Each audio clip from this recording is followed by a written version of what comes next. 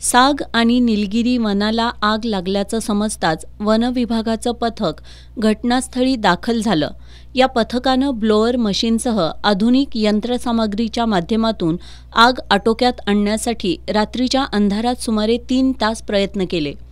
One कर्मचाऱ्यांनी दाखवलेल्या सतर्कतेमुळं वनसंपत्तीचं होणारं मोठं नुकसान टळलं. या पथकात वनरक्षक सूर्यकांत गुरव, वनसेवक बाळू राठोड, कृष्णात वंजारे, अक्षय वागरे यांच्यासह ग्रामस्थांनी सहभाग घेतला होता. वातावरणात प्रचंड उष्णता वाढल्यानं आणि काही ठिकाणी माणसांच्या निष्काळजीपणामुळं वणवे लागतायत.